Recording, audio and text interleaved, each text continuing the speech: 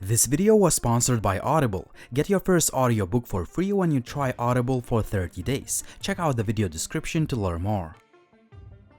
This is the Huawei P Smart 2019 edition. The phone costs just about 250 euros, but it offers quite a few premium features including nice design, pretty good specifications, and dual camera setup. As always, let's take a look at all the pros and cons of this device and see if it is worth the price.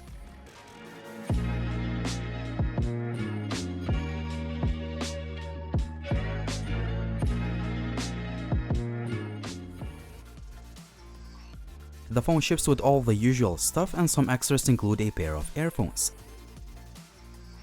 The design of the new P Smart is definitely one of the highlights of this phone. The Aurora blue color looks just gorgeous, but if you want to keep the phone look nice, you will always need to clean the fingerprints and smudges as the glossy surface attracts them very quickly. The phone uses the so-called 3D curved unibody design, meaning that there is no gap between the frame and the backplate. Honestly, it looks really nice and I wish more phones were made like this. I'm not exactly sure if the casing uses glass or plastic material, but the phone does not look or feel cheap by any means. The buttons are nice and the overall build quality is very good. The display has just a tiny notch and the overall quality of the panel is really good. The screen is sharp, the colors are fairly accurate, and I had no issues seeing the screen outdoors. The dual camera system is powered by the AI engine. Well, if we're talking about Huawei, AI must be somewhere, right? On the front we have an 8-megapixel shooter. I'll talk about image quality in just a bit. I found the fingerprint scanner to be excellent, but if you don't like it, you can use the face unlock feature that I also found to be fast and reliable most of the time. Other key features of the P Smart include a nice yet very tiny notification LED light that is implemented on the bottom of the phone. There is also a hybrid dual SIM and the micro SD card slot and the micro USB port for charging. Huawei still thinks budget-minded users prefer micro USB over the USB Type-C. I think otherwise.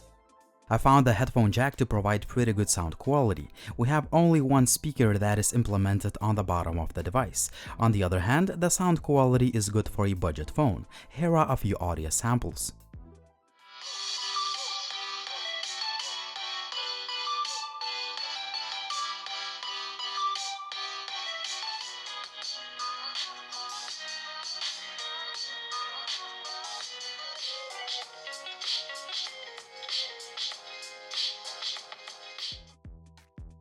The phone ships with good specs for a budget device, but I wish it had 4 GB of RAM instead of just 3.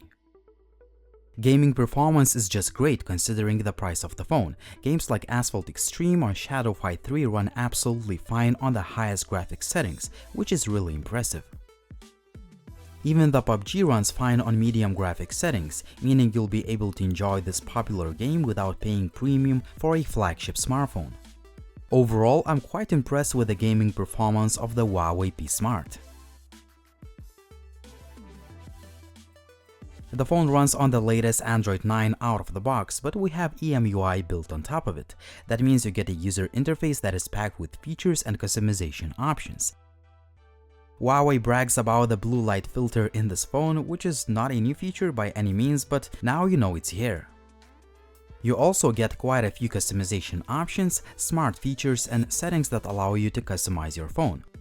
Just like on every Huawei smartphone, you can change the looks by selecting from a few different themes and so on. Initially, I was worried about the fact that the phone had just 3 GB of RAM, but after using the P Smart for quite some time, I can assure it's a pretty fast device overall. I didn't have any lag or stutter and the phone feels fast all the time.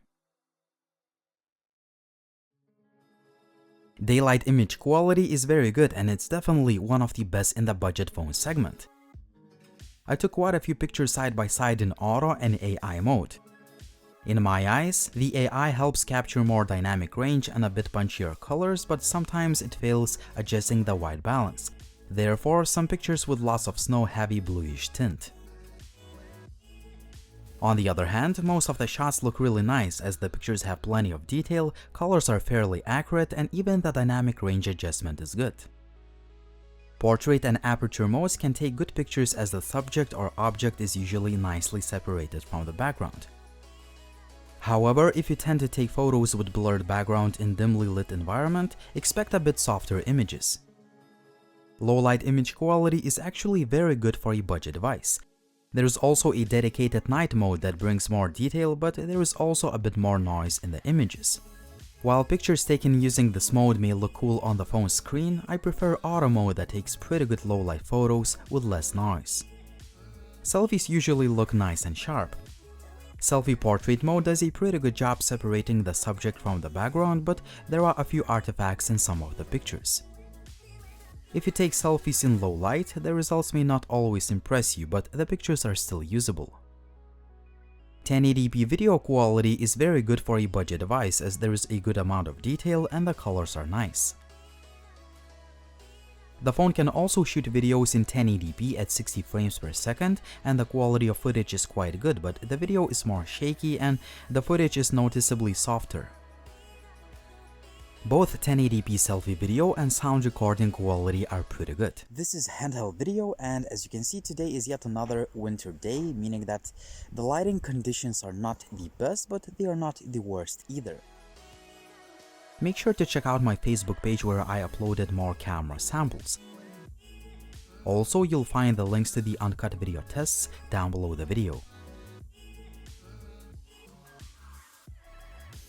Connectivity-wise, the P Smart is great. I had no issues with the call quality or signal reception. GPS, Wi-Fi and Bluetooth work fine. The phone also has quite a few sensors on board, including a gyroscope. Finally, there is a fully functioning NFC despite the fact that the official page indicates there is no such feature. That means that the presence of NFC depends on the market. Battery life has been great thanks to a generous capacity and Huawei's power management. My record screen on time is over 10 hours, which is a very impressive result. If you use the phone more intensively, you should still expect to get about 8 hours of SOT. Charging time is about 2 hours with a supply charger. The Huawei P Smart is a very impressive budget smartphone, but there are a few cons you need to know before buying. The main shortcoming is that the phone uses a micro USB port instead of the USB Type-C. I also wish the phone had 4 GB of RAM instead of just 3, but that's just nitpicking considering the fact that the day-to-day performance of the phone is great. Now the pros, and there are many. For the price of about 250 euros, you get a premium looking phone with a beautiful unibody shell, sharp display, the phone is fast and responsive, it can easily handle 3D games, the cameras are one of the best in class, and the battery life is excellent.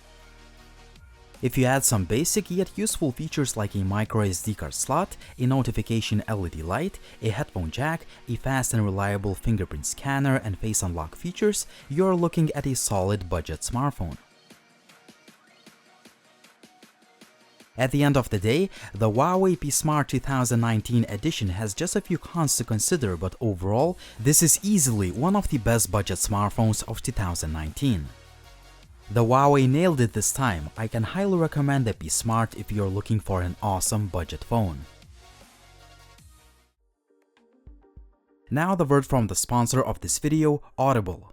Audible has the largest selection of audiobooks on the planet, and now, with Audible Originals, the selection has gotten even more custom with content made for members. Audible Originals are exclusive audio titles created by celebrated storytellers from worlds as diverse as theater, journalism, literature, and more. The book I chose to listen to is from the category of science and technology. You know that almost each smartphone company brags about artificial intelligence in their phones, especially the Chinese tech giant Huawei. The audiobook called AI Superpowers, China, Silicon Valley, and the New World Order by Kai-Fu Lee tells how artificial intelligence is actually reshaping the world as we know it. The author of the audiobook reveals that China has suddenly caught up to the US in the AI race at an astonishingly rapid pace and explains how these two countries have formed a powerful duopoly in AI. I can highly recommend this audiobook as I found it to be really interesting. Just like most of us, you probably have a few New Year's resolutions. Well, I have one too. I want to get fit. Even though it may sound cliche, I think listening to motivating fitness programs can actually help you get fit, and I found Quick Workouts for Busy People audiobook to be really awesome. You can now get your first audiobook for free when you try Audible for 30 days. Visit audible.com/techline or text techline to 500-500 if you live in the US. Again, go to audible.com/techline or text techline to 500-500 to get started. All the links and other information will be down below the video. What do you think about the brand new Huawei P Smart? Would you buy this phone or would you choose another budget device? As always, use the comment section down below, like the video if you liked it, subscribe to the channel if you haven't already, follow me on social media, and as always, it was Linus, thank you for watching and see you soon.